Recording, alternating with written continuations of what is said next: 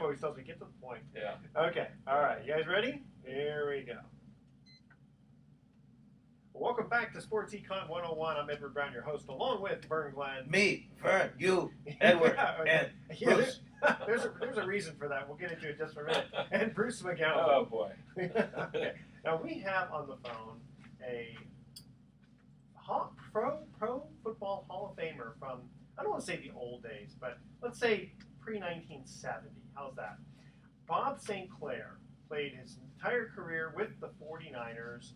And Bob, you know what? First thing I want to do is get into that story of you potentially, or you almost were Tarzan, because Vern came in with the Meet Tarzan Eugene. Wait, before we get going, we should mention not only did he have his whole NFL career in the Bay Area, he played all of his football in the Bay Area, high school, college. Except one year he went to Tulsa to finish up when San Francisco got rid of it. But yeah, for the most part. That's for another story.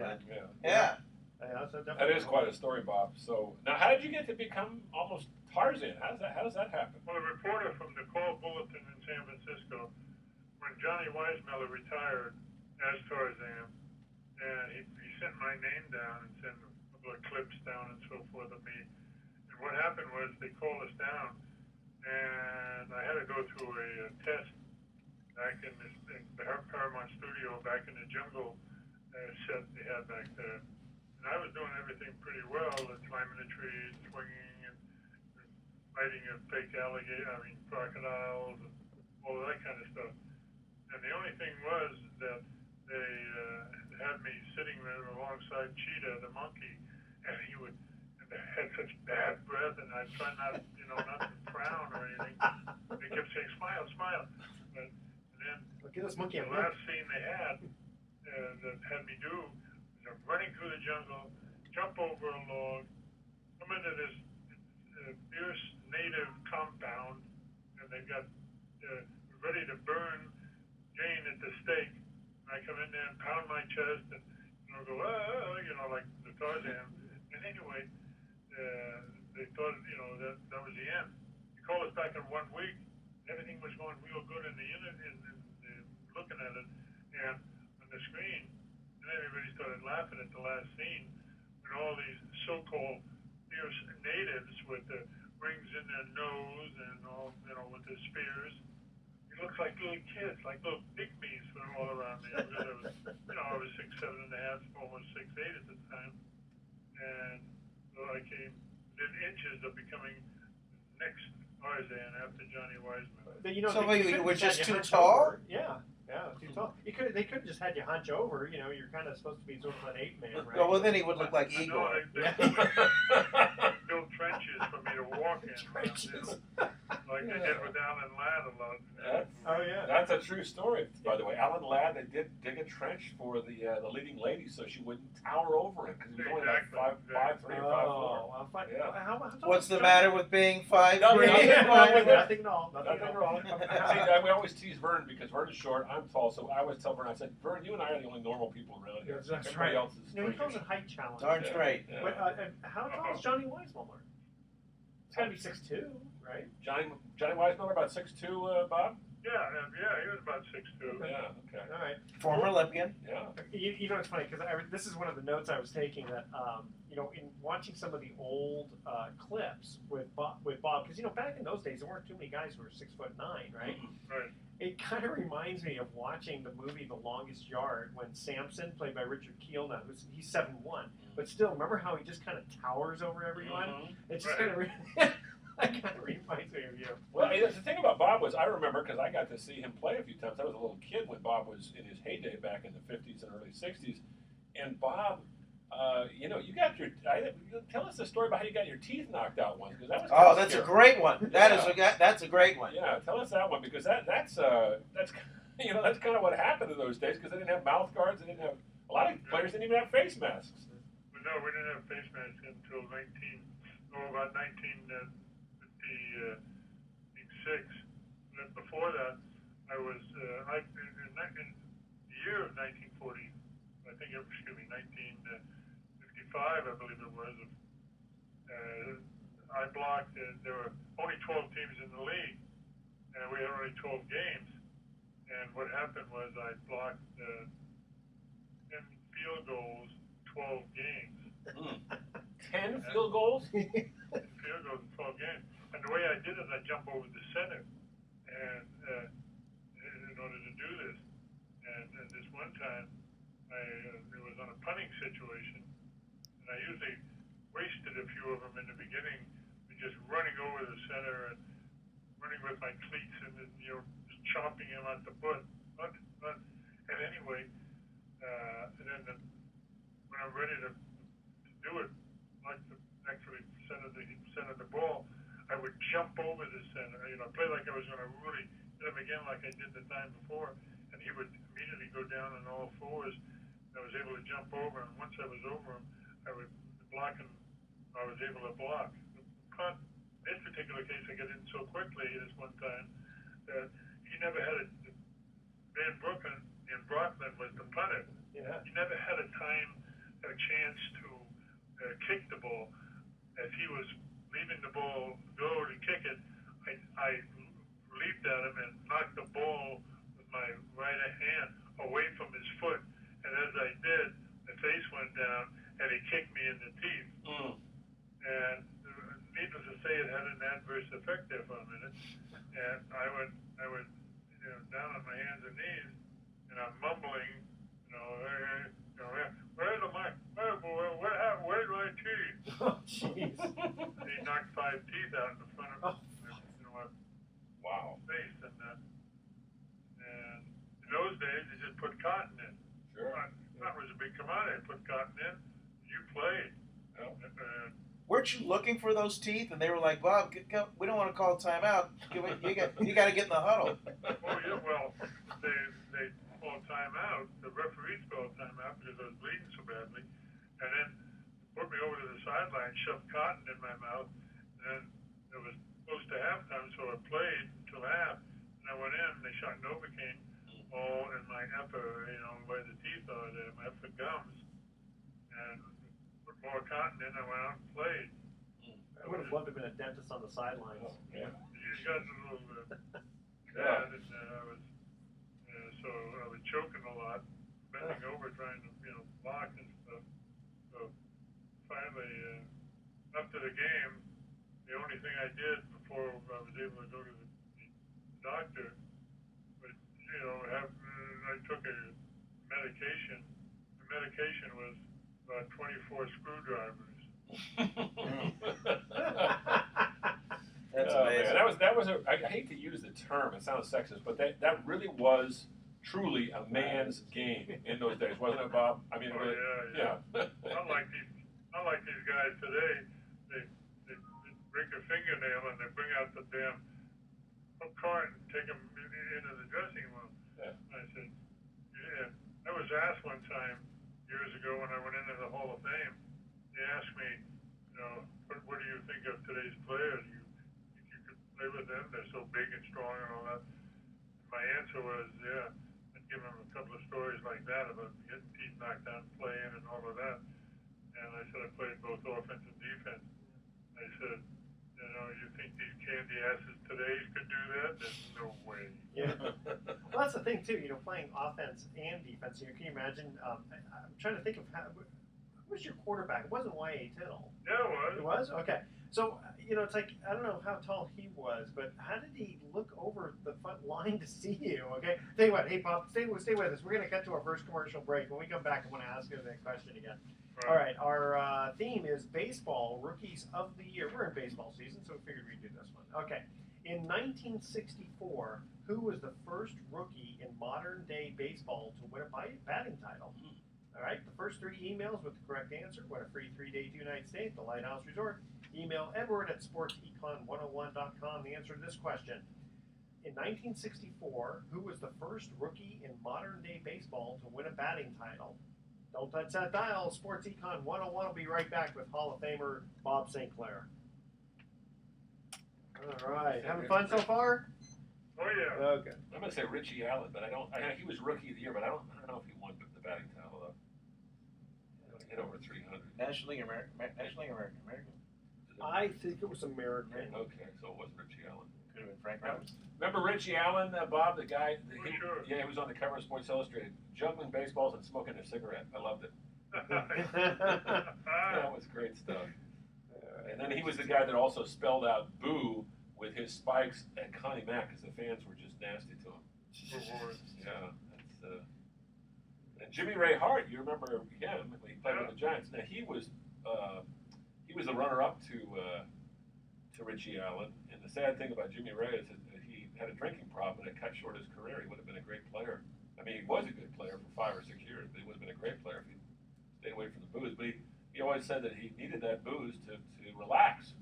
Yeah. So, I can imagine. Yeah, all the tension, Just like the 12 screwdrivers. Yeah, I think there you go.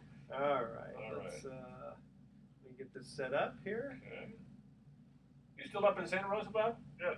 All right. Nice area up there. It is. Okay. All right. Here we go. Welcome back to Sports Econ 101. Again, I'm Edward Brown, your host, along with Vern Glenn and Bruce McGowan. Touchdown, 49ers. There you go. We have a lot of those. Okay. First commercial break trivia question. 1964. Who was the first rookie in modern-day baseball to win a batting title? Well, I picked Richie Allen, but I don't think it was because I have a feeling Richie Allen was Rookie of the Year in the National League, but I don't think he won the batting title. I'm going to guess Frank Robinson. No. Okay, and I'm pretty sure he played for the Twins. Ooh, Tony Oliva? Tony Oliva. Yeah, All right. yeah. Okay. We are on the phone with Bob St. Clair, Hall of Famer. Used to play with the 49ers his whole career. And we were talking about, actually, I had asked a question because at 6'9", that's kind of tall to be blocking for your quarterback. How did but he was a tackle, though. He was over there on the end. So YT could just drop back. Right, Bob? Right. Yeah. Okay, well, there's the answer to that question. But the thing about that team, though, that team had what was called the $1 million backfield. That's right. With Hugh McElhaney, Joe the Jet Perry. Joe the Jet Perry. And then, of course, John Henry Johnson. And right. how did he manage to keep all those guys happy? Because they played together for a couple of years. Yeah, right.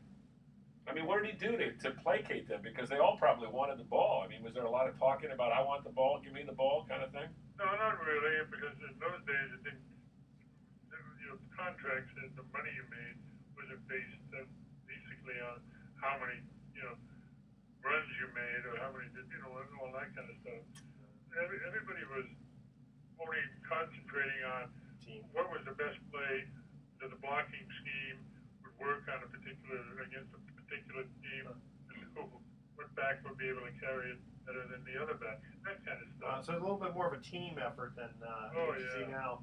In fact, I was going to ask you, when you're watching football now, when certain plays are going on, I can't stop thinking that you've got to be watching that going, okay, I would do things a little differently here, and, Especially in the Super Bowl, I was screaming and yelling when we had first and on the 7-yard line. No, you're talking about a couple of years ago when the Niners were perched on the goal line and are about to beat the Ravens, and Colin Kaepernick throws 4 passes. Unfortunately, none of them were complete. That's what I mean. And All to Michael Crabtree. I was there. Oh, you were at that game?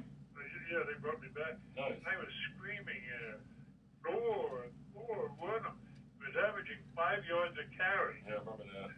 In the first 4 quarters. I said, oh my God. I don't know why they just didn't have him run. Well, that's the or thing. an option. I think I remember Mike Schumann, who's a good friend of ours who works locally, who played with the Niners back in '81, asked Jim Harbaugh, the coach of the Niners, that very question the next year, and Jim Harbaugh just gave him a stone cold stare and walked away.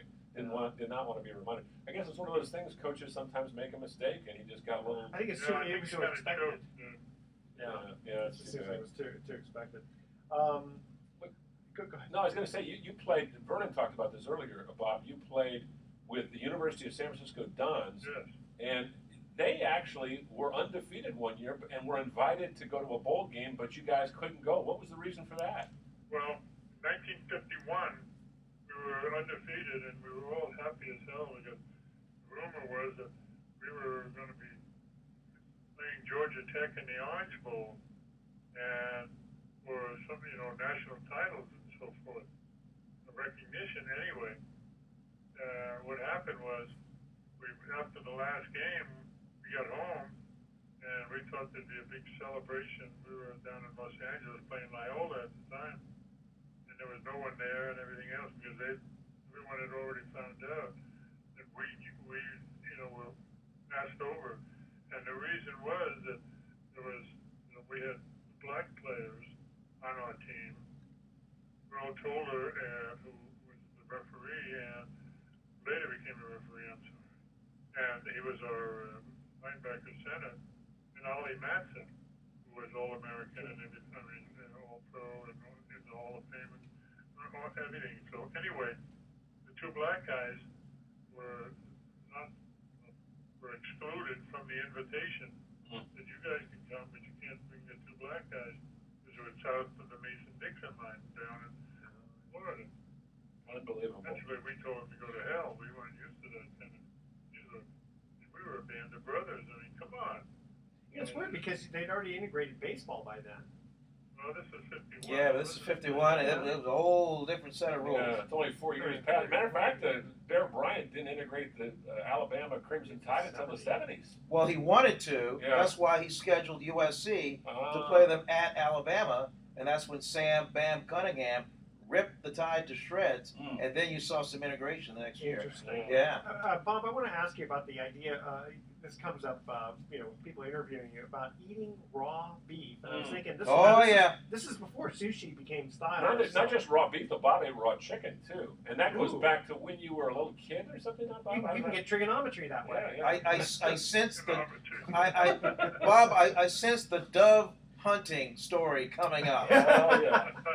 That's another great one. Go ahead, bring it on.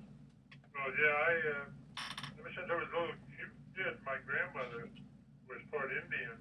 She would chop meat for our dinner that night on the shopping block in San Francisco where we lived, and I had a dog named Fluffy, and he would take meat, and chop, and throw a piece to Fluffy in the corner. And I was a little kid. She'd give me a piece, and then she'd throw another piece to Fluffy, and I'd run over and kick the dog out of the way so I could get it. And this went on for many years, and I acquired a real taste for all meat raw, and especially liver. Liver was my favorite. And I didn't eat raw chicken, actually raw chicken. Like last night, I had a rare chicken. I like it to where the blood is on the bones and everything. Actually, better for you, from what I understand. If it's as long as you're careful. I mean, it actually has more vitamins and is better for you. From what I understand, that's what I've been told. Well, I'm 83 years old. It doesn't seem to hurt me. Yeah, you don't ask for it with an extra salmonella, please. Yeah, but Bob, I mean, liver. I mean, is it the taste? Is it the texture? I mean, is the protein? What is it? Oh, I love the taste. Oh. There you go. I don't think anybody likes the taste of liver. I used to go dove hunting with a group, and then we'd all shoot all these doves, and then they'd break for lunch, and they'd all be having sandwiches or cooking hot dogs or whatever. And I'd be over at the pile of doves, reaching in and pulling out their hearts and eating it. Seriously? To get to them before they coagulated. Are you? Had a chance to get cold. Oh my God! Jeez. Wait. So this wasn't it's supposed to be an intimidating thing for the other team. I mean, this is just out with your buddies doing that. Well, Bob was a big guy, and hey. Bob wants to eat dove. He eats dove. Yeah, that's right. That's exactly right. Do you still do that? Oh yeah. If I go, I haven't been hunting in a while, but I love. That's because all the doves are scared of you. They've heard your reputation, and they scatter. Oh my God! Here comes St. Clair. Let's fly south now. I wanted the story about Tulsa though. When I went to Tulsa after USF abandoned football because they didn't have the money after we refused to play in that bowl game. They had to give up the football, as did Santa Clara and all those teams in those years. Anyway, I went back to Tulsa, and I thought I'd be really accepted. I had pre-advertising there that's saying, potential All-American is coming here to help the Tulsa Hurricane team, blah, blah, blah, and all that. But I thought I'd be accepted, and I wasn't, because I wasn't one of the good old boys down there. Mm. And I was trying to think of a way for a long time getting good with the guys. What happened one day, the captain of the football team came up to me and said, Bob, Golden Gloves are going to be this weekend, and the university doesn't have a heavyweight to represent the university, and we would really appreciate it. We would really be in your debt if you would, be able to do that. And it's only 3 rounds, and it's just a simple thing and so forth. Well, it wasn't quite that simple anyway. I packed up and got ready to go down that night to go to the Civic Auditorium in Tulsa, and I had my little valise and I didn't have anything. The only thing I didn't have, bond lead trunks and all that kind of stuff. And what I had was just a red bathing suit. So I brought the red bathing suit with me, and went down there, and then they said there'd just be a few people there and everything to watch it. There were 5,000 people in the auditorium. And this was the regionals they had there. And they brought me over there, escorted me over to the dressing room. The guy in there, the head guy in the dressing room said, okay, take off your clothes, put your trunks on, and in your robe, and sit outside there. And we'll tell you, we'll get you when your time is. And I looked at him and I said, robe? I don't have a robe. And he said, well, pick one of these. And I picked this robe. It was, the longest one there, but it still fit me like a mini skirt. It had some red in it, so I said it had at least match the trunks. Anyway. Oh, hey, Bob, stay. You know what? Stay with us. We want to hear the rest of that story. We got to cut to our next commercial break, or else the station will kill me. But stay with that story for just a minute. Hold on a second. Okay, second commercial break. Trivia question here. Talking about baseball rookies of the year. The Rookie of the Year was first presented in 1947 by Jackie Robinson, right? By the turn of the century, every major league team had at least one Rookie of the Year winner, except for one team. Which team was that? That's a good one. That's a good question. Okay, email Edward at sportsecon101.com. The answer to this question. The Rookie of the Year was first presented in 1947. By the turn of the century, every major league team had at least one. Wait, don't guess it yet. Had at least one Rookie of the Year winner, except for which team? Don't touch that dial. Sports Econ 101 will be right back. Texas Rangers. Okay. I'm sorry. Go ahead, Bob. What were you? Oh, I think he was saying he was talking to somebody. Because somebody was wondering what he was doing. He was on the phone. Oh. Yeah. I thought he was answering. We had that one time where someone was answering the question a little too quickly there. So, Bob, when you pick it up, you're getting in that robe. Yeah. Yeah. Okay. Well, hang on just a sec. Sorry, we had to get a break. kick out of this one. Yeah.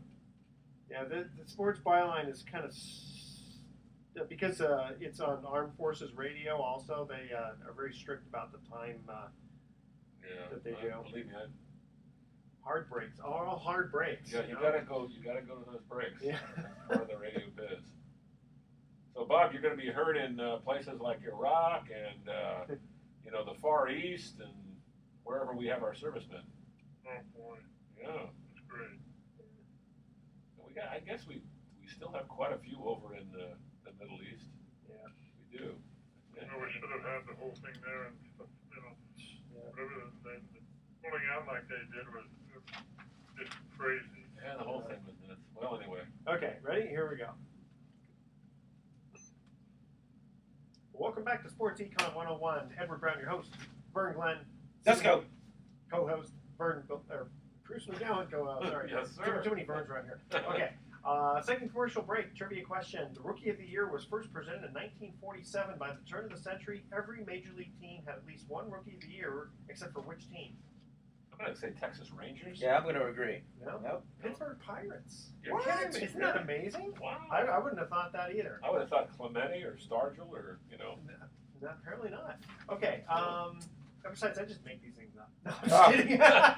Oh, that You're is tricking us. The Seattle Pilots. Okay. Yeah, there you go. We were on the phone with Hall of Fame football player Bob St. Clair. Bob, you're in the process of talking about doing a heavyweight fight in college in Tulsa, and the robe wasn't long enough and it looked like a mini skirt. Go ahead and finish the story. And I sat outside and started watching the fights, and starting with the featherweights, and boom, the first round, the guy from Tulsa representing the college was knocked out. They kind of walked him by me, and next one was a lightweight, and he got TKO'd in the first round, and this went on, and then it was the middleweight. At least he finished the 3 rounds and just got the hell beat out of him. And I kept looking at all this, and I said to myself, "Geez, maybe I made the wrong decision here." Anyway, they got me and they walked me down the aisle and to the ring. And as I got in the ring, I could hear all the people, the murmur of the crowd, saying, "What the hell is that?" And here I am, 6'7" and all of that, and dressed with a little goddamn mini skirt over it looked like. Anyway, I get into the ring and I don't know what the hell to do. I don't know any of the Queensberry rules and all that. I'm sure I fought in the Mission Street all the time when I was a kid in San Francisco. Anyway, I go over to my corner, and here are all sitting outside the ring there on the seats below the corner were the majority of the football players from Tulsa. And they were all drinking beer and saying, "Hey, kill him, champ," and laughing like hell, expecting me to get the hell beat out of me and all of that, put me in my place. And so, bell rang and go out in the middle. I was so nervous because I'd never done anything like that before. I never heard a word that the referee said. And the guy I was fighting was the last year's state champion. Oh, boy. Had golden gloves on the back of his Should have asked to do a bare knuckle robe and all of that. Anyway, bell rings, we come out, and he puts both gloves out in front of him, and as he put the gloves out, I swung and whacked him with a left. Well, there was so much booing because the referee had told us you're supposed to touch gloves in a sportsman-like thing, you know what I mean? Yeah.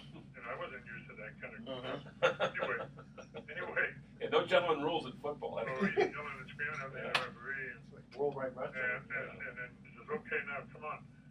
And we come out, then we touch gloves, and we backed away. And we were going around the circle in the ring, and I was waiting for him, start swinging at me and stuff. And I didn't know, and I said, "The hell with it, this is crazy. I'm gonna." So I walked right after him. I walked right through him, and I kept walking.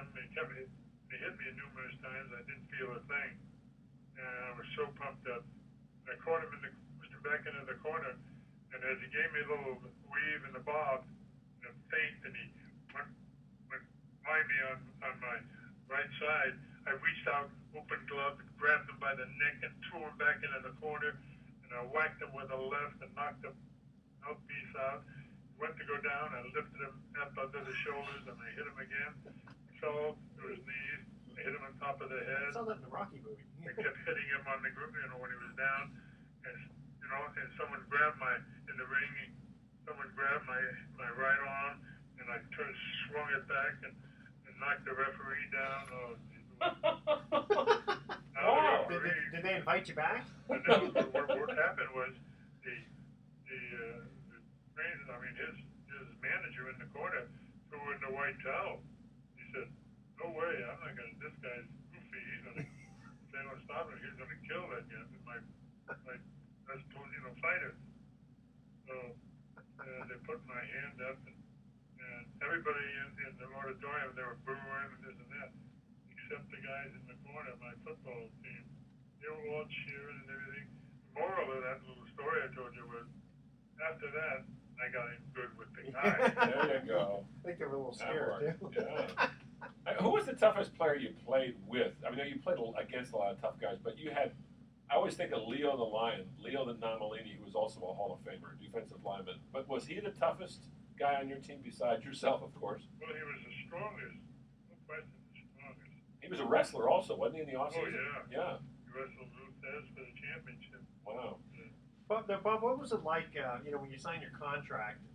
How much did they pay you back in those days? What, How much? when I was at Tulsa, and I got the call, Pete Rozelle was then from he was a classmate of ours at USF. And at that USF team, we had 3 of us in the Hall of Fame, including Pete Rozelle, who later he got in the Hall of Fame as a commissioner. Yeah. But anyway, when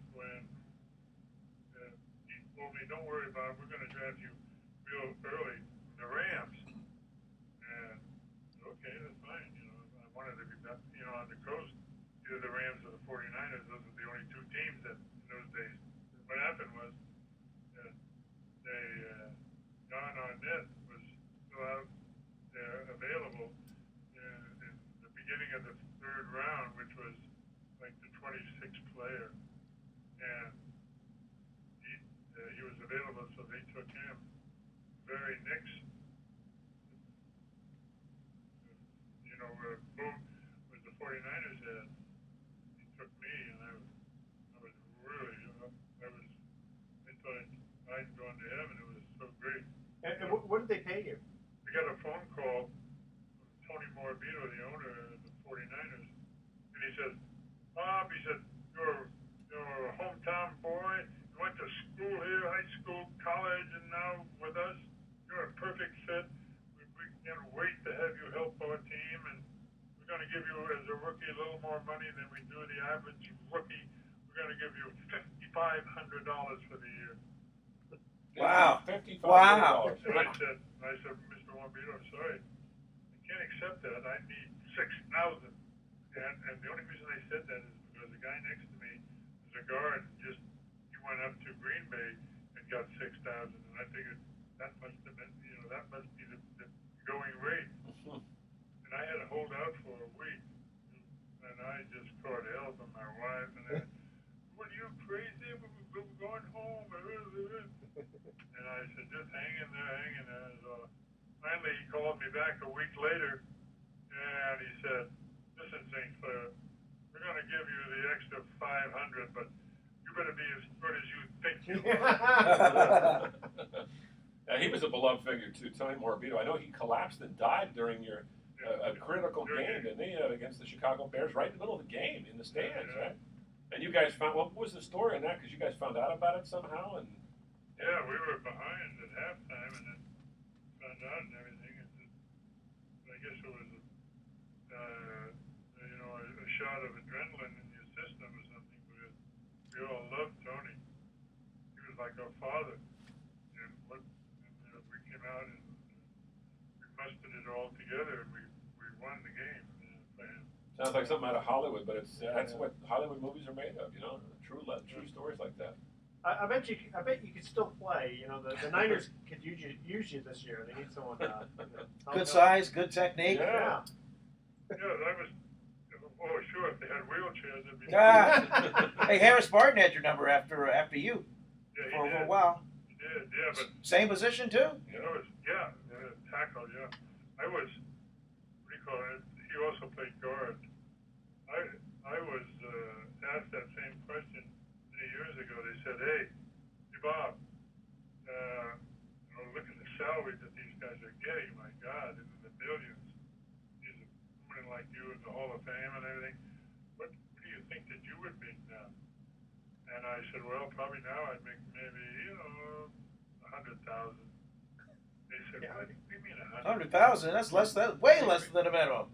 I said, "Wait a minute, 100,000?" They said, "Yeah, but you have to realize I'm 75 years old." That's the old line from the Ty Cobb. That's a good one, though. That's a good one. Well, you played at Kezar Stadium, which that's the first time I ever went to a pro football game. Kezar Stadium, which sits in the middle, right on the edge of Golden Gate Park. Right. And you played your high school football there and college football there too? Yeah, did you go to Poly right across the street? Went to Poly right across the street. Went to USF up on the hill.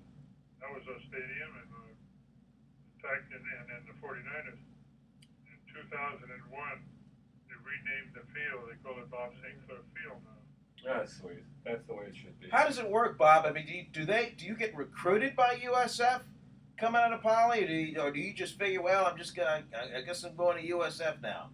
Yeah, no, I got recruited. Okay. They came and asked me and all Well, the scouting is different than it is So back then.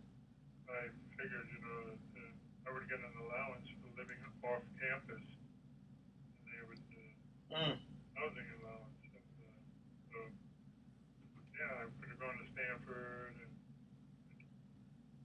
Because I guess the scouting is so much different now Oh, than it was back then. Because back then, like Ohio State wouldn't really know about you.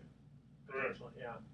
Yeah, little known fact. I mean, those West Coast Conference schools, when they had football, they're really good. Yeah. Did you know that the character that played Duke Lakella on the old Hawaii 5-0 series, Herman Whitmer, he was an All-American running back at St. Mary's. Really? Yeah.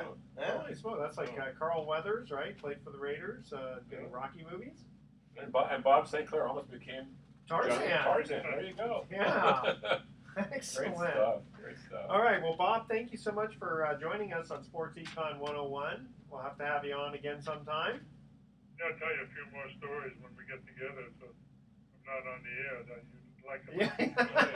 Yeah. It's stuff we can't tell with the kids listening, right? Yeah. and keep the women and the children away from this stuff. Well, this one was pretty clean, so they can listen to this one. Yeah, Bob, we'll see you down the road probably at another 49er function as Levi's Stadium is due to open up pretty soon. Yeah, I've got a one statue there they made of me with and we reproduced the uniform. Oh, nice. Yeah, Yeah. did they put your teeth back in? Ah, All right, Bob, thanks again for joining us. Okay, it's a pleasure. Go Niners. There There you go. all right, man. Yeah, that's what a awesome. great Was guy. he 83 83 years old. Yeah. Sounds, like he's Yeah. 53. It's hard to believe he retired 50 years ago. And I That's remember just amazing. 1964 because he was 33, 34. That's when players usually retire if they have a long career. Well, yeah, because they get the crap beat out of They them. do. The referees don't protect them like they do He's now. doing okay, for a guy 83 years old. A lot of these guys, you're walking around at the age of 60, like my age, and they're like, well, what? What did you say? Oh, yeah. Had political office, was mayor of Daly City. That's Yeah, right. sorry, That's right. forgot about that. Yeah. Okay, guys, last trivia question commercial break here. We're talking about rookies of the year, baseball rookies of the year. Which team dominated the Major League Baseball in the 1990s by having 5 Rookie of the Year award winners? The first 3 emails with the correct answer win a free 3-day, 2-night stay at the Lighthouse Resort. Email Edward at sportsecon101.com the answer to this question. Which team dominated Major League Baseball in the 1990s by having 5 Rookie of the Year award winners? Don't touch that dial. Sports Econ 101 will be right back with some closing comments. It was the Dodgers, wasn't it? Could be the Oakland A's. Well, I know the They had a A's bunch had- of them. Well, they had The A's had 3 of them in a row. 3 in a row, but that was 2 of them in the late 80s. Walt Weiss. Actually, three. Well, it Well, was Canseco, McGuire, wasn't Weiss. Houston Yeah. Street was one, Ben Grieve was one, Oh. Todd Van was Todd. No, he wasn't one. But I do remember the 2 that you're talking. The 2 of those guys you mentioned that were in the 80s, late 80s. I mean, Mark McGuire was 87, Canseco was 86. and Walt Weiss was 88. 88, yeah. I think it was the Dodgers. Because I think Piazza The was Dodgers. The Dodgers. Yeah, I think it was the Dodgers. I think Todd Hollingsworth was one, and Piazza. I can't remember. That's so it's funny. 5 in the 1990s. Wow. Yeah, I'm thinking it was the Dodgers. Oh well. Wasn't the Giants, that's for sure. Yeah. They've had their share of them though. Oh boy, and I'm walking around on fumes today with this morning shift. Oh man, I got nothing. Dude, I had a fundraiser. I had a fundraiser at Crow Canyon. Left the house at 6:30 in the morning. I got back at 9:30 last night. Oh. And Jesus, and that's a great I day. hosted one hole. It was a par 3 hole, and I only left twice. Once for a quick break for lunch, and once when I went to the banquet reception. Other than that, I Whoa. played that hole at least 50 times. I was playing with groups that were coming through. Oh. So I finished with one group on the green, hustled back and played with the next group. How many holes in one did you get? Well, there were a lot of net ones in it because the deal was if you let me play with you, you got a stroke off your scorecard. But you had to contribute to the tournament. I raised $785 in the morning flight and $708 in the afternoon flight. Not bad. Yeah, so I earned a lot of money on that one hole. Wow. Man, I can imagine being exhausted. No, I am. Yeah, right, like you said, running on fumes. This morning shift, I can't complain. I'm doing it just for a week, but it throws your body. Because you wake up at 3:30. It's not. Not normal. Yeah. I woke up at 6:15. Don't I get any credit for that? Nothing. I took my nap. Not if you get to go back to bed. Yeah. Tried to go to bed at 8:30 last night. My wife and daughter are up talking, and I got the lights on. I can't go to bed that early. I don't care how late I have to stay. Early in the morning, get up at 2 the a.m. sun's still out. It's tough. Yeah, it's tough. All right, let's finish up here. Now, Eva bought us some Comforts. Oh, Chicken Caesar salad. great. You ever had that? Love Comforts. Okay. Yeah. Comfort's Yeah, good. Let's do that, Good yeah. quality. Let's get so I'll take you guys to My some wife's food next favorite time. place. All right, here we go. Welcome back to Sports Econ 101. Edward Brown, your host. Vern Glenn, co-host. Bruce McAllen, co-host. All right, here's our last commercial break trivia question. Which team dominated Major League Baseball in the 1990s by having 5 Rookie of the Year award winners? Well, they didn't win the World Series, but I think it was the Dodgers. The Dodgers, that is correct. Yeah. Okay, so Ding, ding, ding, ding. Yeah, that's right. We Okay. gotta have a But bell. who were the No, Dodgers? Okay. In 1992, Eric Karros. Karros. In 1993, Mike Piazza. Right. In 1994, Raul Mondesi. Oh, yes. 1995, Hideo Nomo. And 1996, they had them all in a row. Right. Todd Hollingsworth. Todd Hollingsworth. There you go. Wow. Pretty good. Yeah, and they did not win. Well, they did go to the playoffs a few of those years, but they did not win a pennant. It's a strong farm system, Yeah. boy. Crank that out. They have not. They have not gone to the World Series since 1988 when they won it with Oral Hershiser and Kirk Gibson and stunned the Oakland A's. So Yeah. maybe this year they'll return. I know. Speaking of the Oakland A's, I mean, can we give some love to Yeah. Yoenis Cespedes Oh, to go in there and defend his home run derby Yes. title? Not only that, 6 players in the All-Star game, and if you want to include Jeff Samardzija, 7, even though he was selected as And the the But last one he destroyed Todd Frazier, the Reds. And he had, I mean, it was like, as I was watching, I was like, and down goes Frazier. Down goes Frazier. There you go. And the last one apparently was what, 450 feet or Well, something? It was a monster. And home run. Yoenis Cespedes threw a strike from left field to home on the fly to nail a base runner earlier this year. Major League leading 11 Oh, I unassisted, thought that was 11 assisted Yeah. putouts. But Okay. I've never seen anybody do that on the fly. Yeah, at home that plate. was, I remember amazing. watching that. Was Yeah, amazing. it was Okay. cartoon-like. Thoughts for the day. There's a basketball court on the top floor of the U.S. Supreme Court building. It's known as the highest court in the land. Oh. Now, can you imagine Ruth Bader Ginsburg having a one-on-one with Clarence Thomas? I mean, why is there a basketball court up there? I guess they have to relax sometime, you know? Why not? Could you imagine having to settle stuff? Hey, first one to 11. Yeah. The guy's guilty. Let's play horse. Let's Yeah. play horse, I was Yeah. going to say. Yeah. Okay, and Will Chamberlain never fouled out of a game. We all know that, right? I did not know that. And my question is, does that mean he wasn't aggressive enough? Maybe I don't think so. Maybe the refs just looked the other way, you know? Very I don't know. possibly. Yeah. Okay. Yeah, maybe looked up at him. And, Yeah, very scary guy. well, I'm not calling a foul on this. yeah. Tune in next week to Sports Econ 101. We're going to be discussing sports topics from a business perspective and giving away free vacations for answering sports trivia questions. And I think our guest is going to be Jim Otto, former NFL. 00. 00. Anybody wear 00? Nobody. I don't think anybody. anybody Okay. does. Thanks for listening. On behalf of our team, I'm your host, Edward Brown. We'll see you next week. Good night, America. So long. All right.